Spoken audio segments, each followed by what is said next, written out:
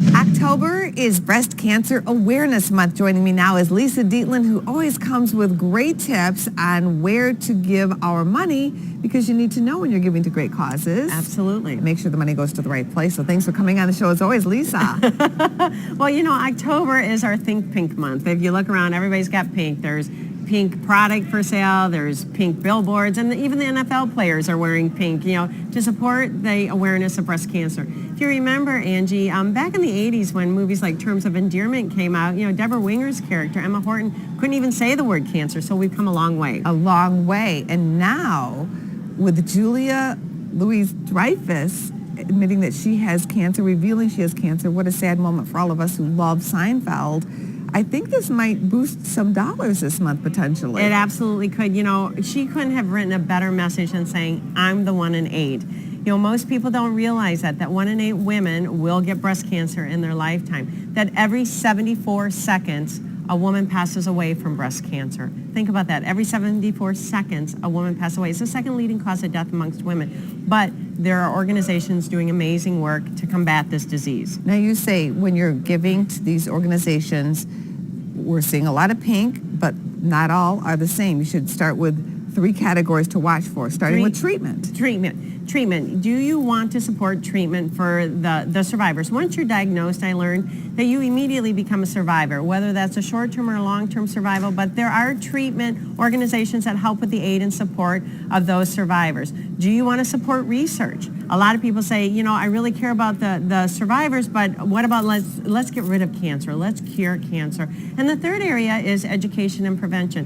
What are you doing to take care of yourself, and what are you taking care of to educate your daughters and your nieces and your neighbors and those women in your life so that they aren't as likely to succumb to breast cancer? So as far as the organizations themselves, are some better than others at giving money to the actual victims, research, and treatment versus administrative costs? Right. Always a great question. Yes, there are great organizations that are doing amazing work. First of all, you always want to do your due diligence, as we talk about. Do your research.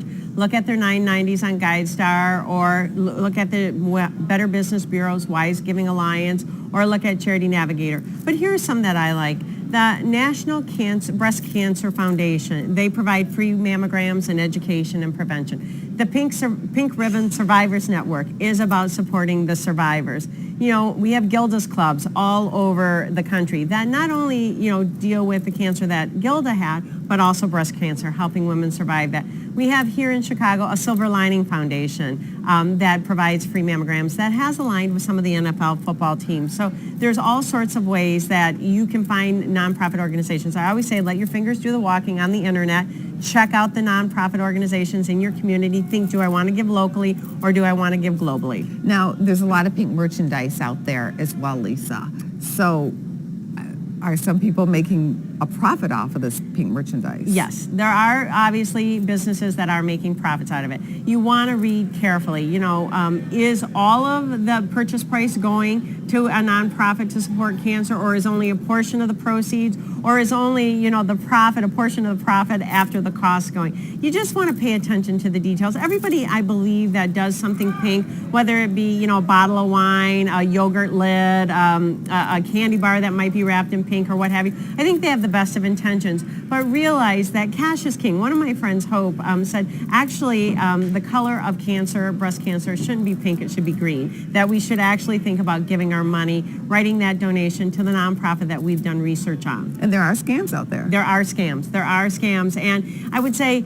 pay attention, be mindful, trust somebody. The number one reason people give is that they're asked, but number 2 is that they know somebody at that organization. Also, if you don't have money, there are ways to give. There are so many women that, we all know we multitask and we juggle so many things. And you can help women who have breast cancer by simply being kind. Think about taking their children for an afternoon so they can get some rest. Maybe doing a mani-pedi day. I love my manicures and pedicures, and maybe doing that. Maybe doing grocery shopping, making sure their lawn is mowed. You might not have done this in the past, but go and sit with them during their chemo session. That truly could be a gift that doesn't cost anything but your time. It's priceless. Thanks for coming on the show. Happy to be here.